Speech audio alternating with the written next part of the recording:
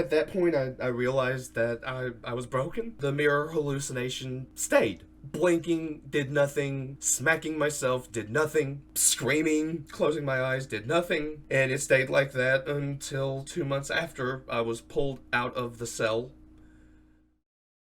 So, start from the beginning. I was about 10 or 11. I was walking down the street with an old friend of mine, no longer friends now, and we wound up getting into some silly kids fight, but it was out in public on a sidewalk beside the school building, so naturally, the fight occurred, cops were called. As a kid, you're not thinking about police. You're just thinking, I don't like you, you swing. So the police show up, and I wound up going through a court case involving it for assault. He also had assault as well, but to my understanding, he was placed on probation and shortly taken off. I'm not at all going to pretend that I didn't throw the first punch. I did. But that got me started being on probation as a child, which juvenile probation is much the same as normal probation. You're reporting to a probation's officer. You'd think like a therapist, but the reality is the probation officer, even as a child, looking for your likelihood to reoffend. The recidivism rate is very real. I was about 12. I'd been on probation about 4 to 6 months. Went and was a smart mouth again and caused a fight in school, at which point I actually didn't fight back. Fighting back would mean a much more severe probation charge. Then,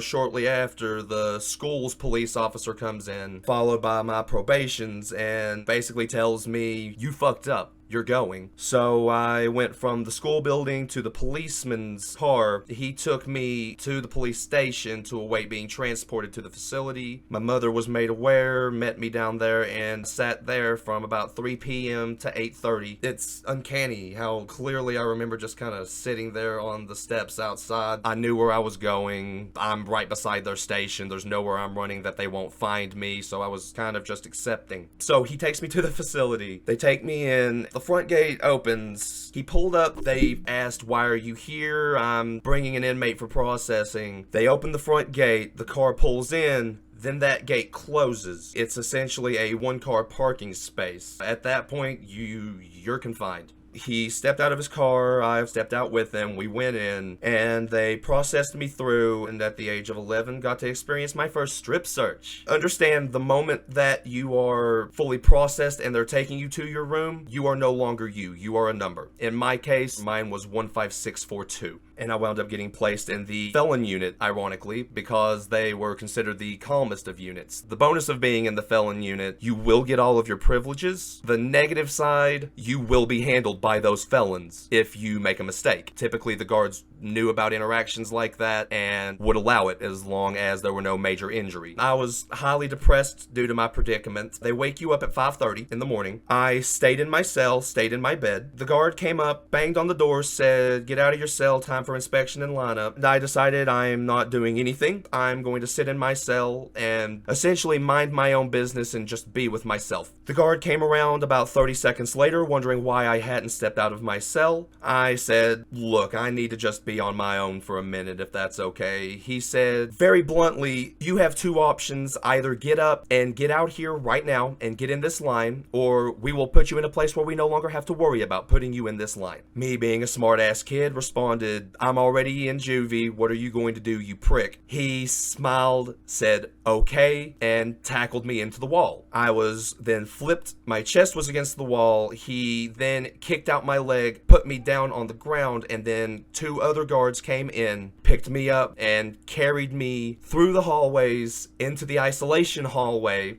They opened up the third cell door, threw me in, and they shut the door. And I spent the next 153 days in that room. And so you guys can understand, they do not provide soap. They do not provide a mattress. It is all steel, concrete, and a 24/7 light. Your only interactions would be at 6 o'clock a.m., 11:30 a.m., and 5:30 p.m. and that would be your breakfast, lunch, and dinner. The interaction would consist of a slot on your cell door being opened, the individual saying, food, sliding it in until you take the tray, then he closes the porthole. You have 20 minutes to finish your meal. Anything that is not finished at that point must be returned out of the porthole when they come back for it, or they will come in and get it. Thankfully, I never really had a problem with that, but they don't speak to you. They don't interact with you. They give you your food because they can't really have you dying. In the room, you have a camera in the corner. The way that the facility works is most units will have a camera or two to try to keep angles on all of the inmates in any part of the facility that they're in. In an isolation cell, that camera feed is you 24/7. So they are always aware of what you are doing, anything you are saying, because they have a microphone. There's also an intercom, so if they choose to respond, they can. I only had one response ever, but I do know that is something they can do. Past that, you are on your own. You are in your head. There are no clocks. There are no colors on the walls. You are in a concrete box that is air conditioned to 60 degrees with a 24/7 light, and that is where you will spend your time. So about a week and a half in,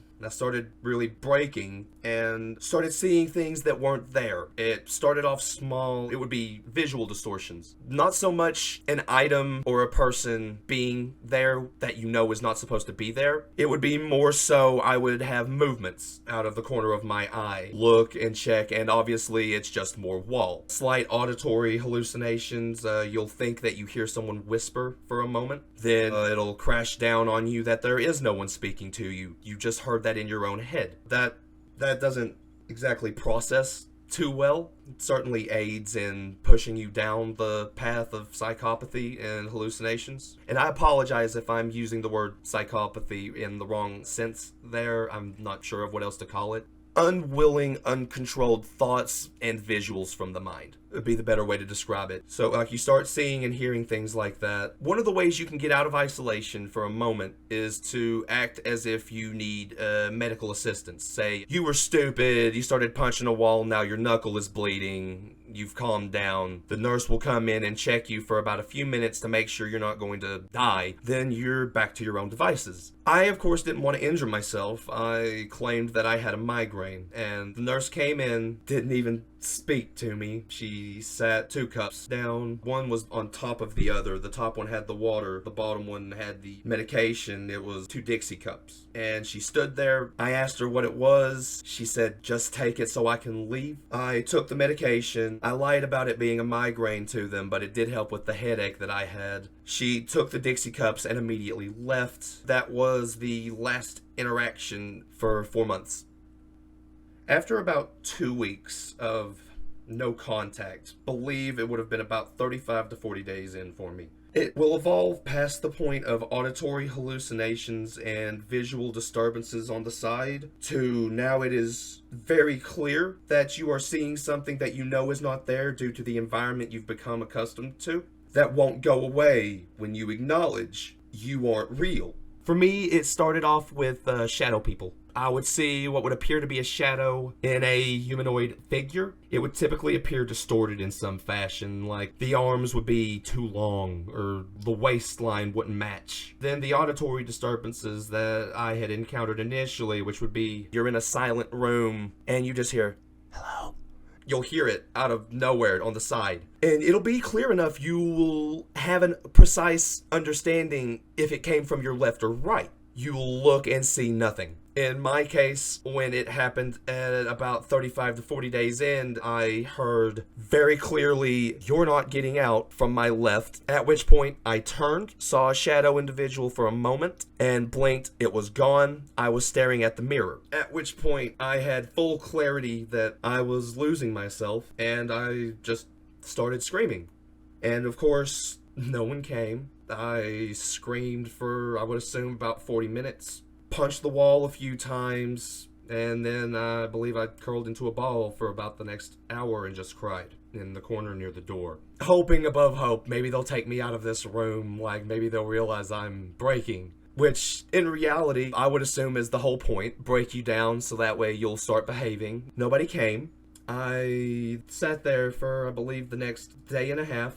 I refused my trays, at which point, during my dinner, whenever I had intentionally missed my 3rd tray, they came in and told me, you will either eat this tray or we will come in and forcibly remove your inmate uniform and place you in a paper gown and you will be under suicide watch. Of course, at that point, I understood that suicide watch meant that I would be going from a concrete room to a padded one. To my understanding, it may be padded. It's not padded. It feels like concrete. But I ate a little bit. And that was enough for them. They left me alone. I didn't really eat much, but I would eat a little bit off of each tray. Fast forward a little bit, about 2 months in, 60 to 65 days, the hallucinations had progressed. I was starting to lose reality to the point that things like the metal frame for the bed that was never there stopped being there. But if I reached out, it was quite obviously there. At that point, I think I had already broken somewhat, so the panic didn't set in. To make it clear, even now, it's how I view anything involving emotion from me. I typically first look at from an objective view. Being jokey about it, you can think of me as Spock. If I react, I've become emotionally compromised. Past that, I typically won't react other than anger. So, bed frame would not be there, yet be there. It was at that point that I had a hallucination that would not turn off. I looked into the mirror and it was not my reflection, it was not the room. The mirror looked like an open forested area. The trees went on forever. There was mild fog, but you could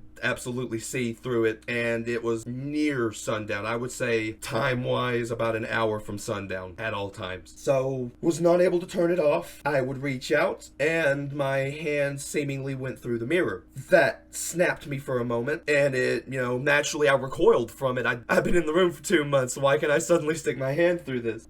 I'm sorry. Give me a moment.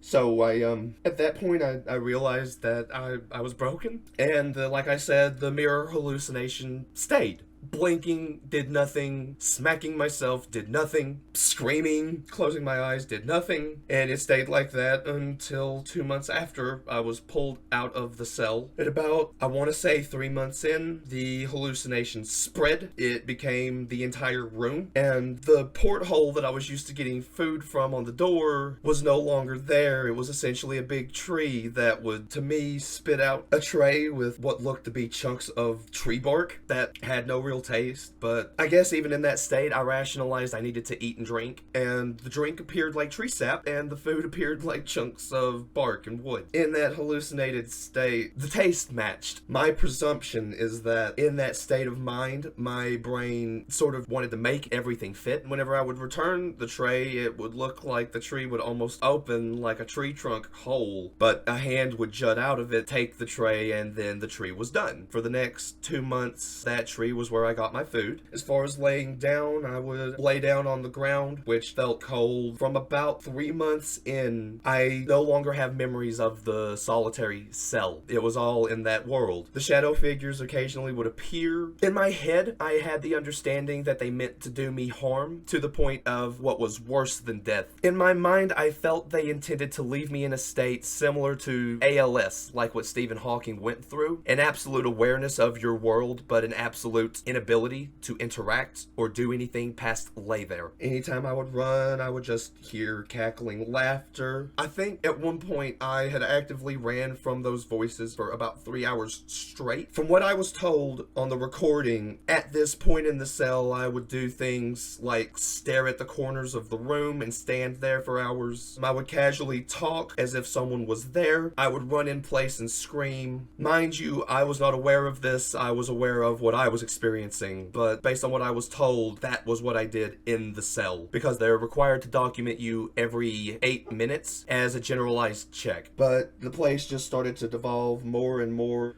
Past running and eating from the tree, the only real solid memory I have, I believe, was about 5 months in. It was at about the time that they took me out of the cell. In my mind, I was speaking to one of the shadow demons who, for some reason, didn't want to hurt me. I understand now that it was a therapist who had realized the severity of what I was going through. And I had a conversation with essentially a shadow demon. That was when reality started to break back through. I saw him with his ink pen. He was jotting down notes. I saw that he was writing, and I saw the pen. It was on nothing. I didn't see a desk. It was as if he was writing in midair, but I did see his pen. The colors were different on the pen compared to the world around me. Started crying, and the demon comforted me. I think I realized that my reality was not my reality, and that I was breaking back through to the real one, which made me start just breaking down, crying and screaming on the forest floor. He tried to speak to me, help me. I actively had conversations with this demon for the next month. Slowly but surely, things started phasing back in. The next thing I remember seeing, I saw his glasses. I didn't see just blackness where I should be anymore. I actually saw his eyes.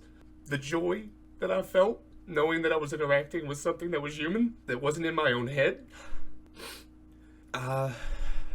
Words can't express how much human contact means when you've lost it. They initially put me on medication that I no longer take. I self-medicate now. The forest started to look strange at that point. Like, over the next week and a half, reality harshly shifted in. Trees faded away. I started seeing walls in my environment where they wouldn't make sense. It would be like you're looking in a forest and then you suddenly see a concrete wall between two trees. Realized that was actually the wall of the cell I was placed in. Would reach out and touch it, and it would make sense. I would reach out towards the wall, my hand would stop on it, I would feel it. Rubbing the wall would bring me extreme comfort. I remember within about 12 hours of acknowledging the wall, the ground kind of came in. I was looking at a chunk of ground that wasn't dirt and grass anymore. It was almost like somebody dropped a rock into water when I really acknowledged the concrete and touched it, and it kind of waved out, and reality harshly shifted in for a second. I was fully aware I was in a cell. I was fully aware that I was still in juvenile detention. Was no longer in isolation, but I was in a condition where they kept me isolated, but in the general dorm cell. So that way the guards, realizing my condition, would interact with me and try to keep me grounded, as well as the therapist who would interact with me fairly often. I realized it, and I started hyperventilating, started crying, reaching around, and I remember clear as day, the room started to fade back into the forest, and I started screaming, and I still remember the screaming, like making the trees and everything rattle. I guess my brain, in a way, wanted to revert back, and screaming, I guess, made my brain's creation of this environment shift based on that.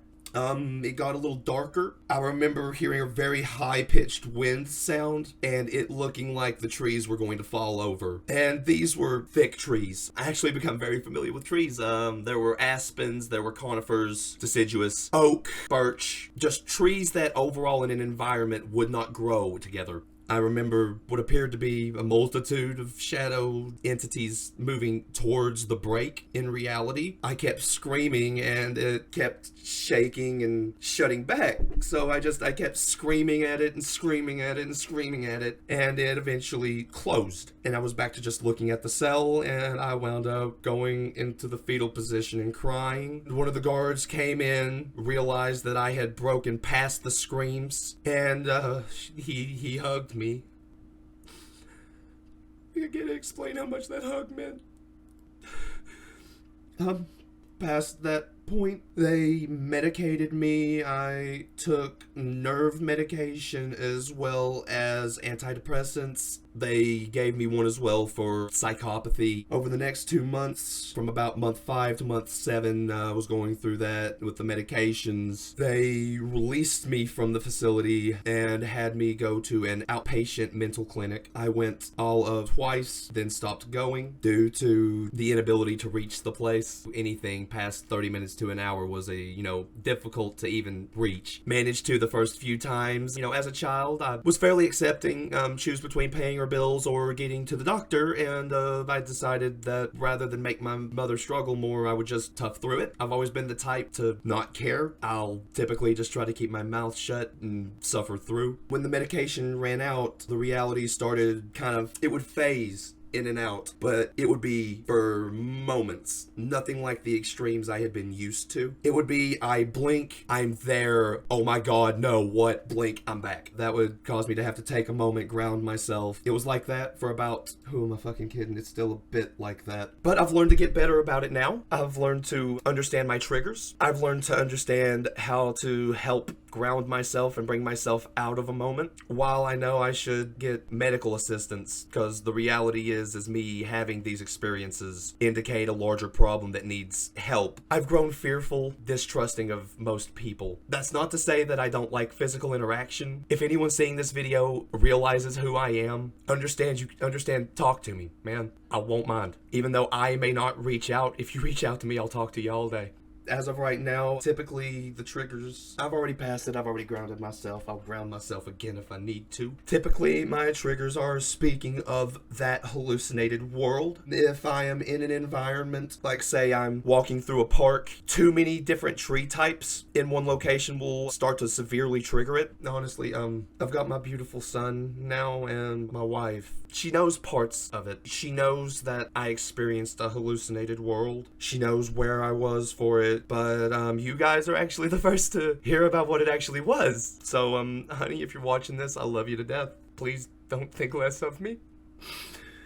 So, as far as how I'm doing now, realizing that you've lost control of your mental faculties to the point that you still are aware of your mental faculties leaves a lasting impression. I regularly have to kind of speak to myself out loud, touch things to physically know where things are. My lady doesn't know about a lot of the things that I have to do to kind of just keep myself in check. I should be more emotionally available than I am, but I'm working on that, thankfully, and she's loving and she's open, so she's allowed me to be open about some of these things, and it's a work in progress. I firmly believe that the only reason I've opened up as much as I have here to you wonderful folks is just the anonymity. Allows me, kind of communicate without fearing judgment. And I know it's stupid to think that I'm going to be judged, but the thought is there. Thanks to my loving wife, I'm working every single day. I have a beautiful son, just recently turned 3 months old, and he means the world. And things like that help me avoid the suicidal ideation, as well as the want to just end it, so that way I'm not interacting with that world anymore. And the more and more that I communicate with her, and as much as this has fucked me up, I know this will help, because I've actually gotten to voice it. Just being able to open up, get it out there, know that it's no longer just in my head really helps. It's a daily struggle. If any of you have ever experienced hallucinations and still fight with those things, understand you are not alone. If yours has not gone away, it's fine. You are normal. My suicide ideation is based from hallucinations. Yours may not be. I found myself to become very caring in that regard. Reach out to somebody. 95% of suicides that do occur, no one reached out. If you have a friend who experiences it, check in. You'd be shocked at how much it means. And if you have someone who is trusting enough to speak to you about things, understand how much it means. I know in my own regard, it took me 3 years to finally open up to my wife and speak about things like this, and it's still a work in progress. Understand that doesn't come easy. If you've been chosen to speak to by this person, you mean far more than you understand. Past that, thank you for giving me this opportunity to speak and open up about what I went through. When I reached out to you, I didn't really expect you to let me have this, so thank you.